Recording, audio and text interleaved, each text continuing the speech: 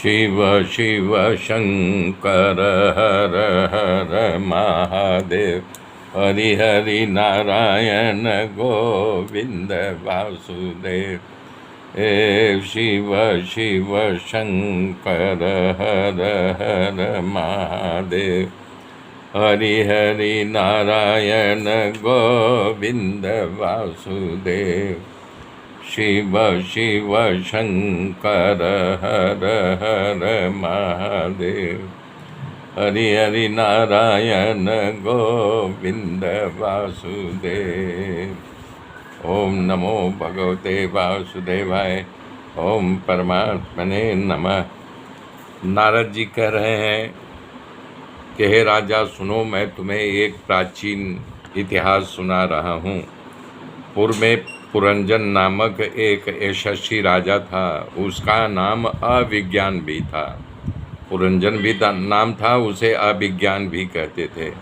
राजा पुरंजन अपने रहने के लिए सारी पृथ्वी को ढूंढ डाला, लेकिन उसे कहीं रहने की जगह नहीं मिली। उसको निवास स्थान न मिलने पर हिमालय की गोद में चला गया और वहाँ उन्होंने 100 दरवाजा वाली एक नगरी देखी। वो नगर तमाम सुलक्षणों से संपन्न था और रमणी तथा सुशोभित भी था। राजा उस दिव्य नगर में प्रवेश किया। वहाँ उपवन में एक सुंदरी खड़ी थी।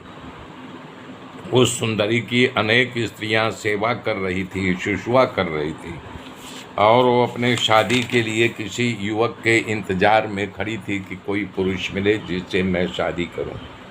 उसे देखते ही पुरंजन का हृदय घायल हो गया।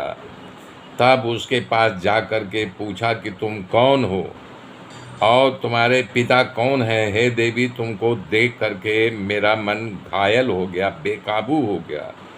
तुम्हारी मुस्कुराहट और शरीर की सुंदरता को देख करके शक्तिशाली कामदेव मुझे पीड़ित कर रहा है।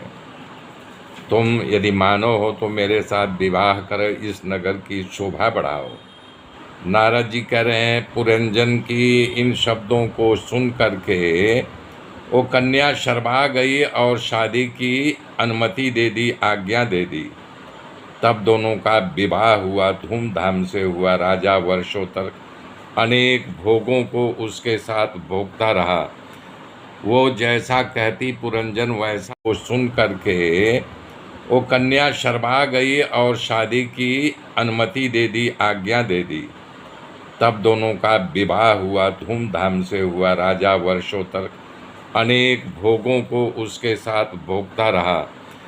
वो जैसा कहती पुरंजन वैसा ही करता। यदि वो नारी राजी तो ये राजी। तो एक बार जो है पुरंजन शिकार खेलने के लिए गया। बहुत से पशु पंछियों को मार करके जब आया तो देखा उसकी रानी उदास होकर के जमीन पर पड़ी है। अपने पत्नी की दशा देख करके राजा व्याकुल हो गया। उसके पैरों पर गिर करके क्षमा याचना करने लगा, मनाने लगा कि हे सुंदरी, तुम बोलो, तुम्हें क्या हुआ? तुम जानती हो कि तुम्हारे बिना मैं एक पल नहीं रह सकता हूँ। एक क्षण हमारे लिए बहुत काफ़ी होता है। तब वो मुस्कुराते हुए उठी और उसके साथ विहार करने लगी। उन दोनों के यहाँ 1100 पुत्रों का जन्म हुआ और 110 कन्याओं का जन्म हुआ। पांचाल देश के राजा पुरंजन के यहाँ उन सब का विवाह हुआ। उसके यहाँ 100 पुत्रों का जन्म हुआ। इस प्रकार से पूरा पांचाल परिवार वहाँ भर गया।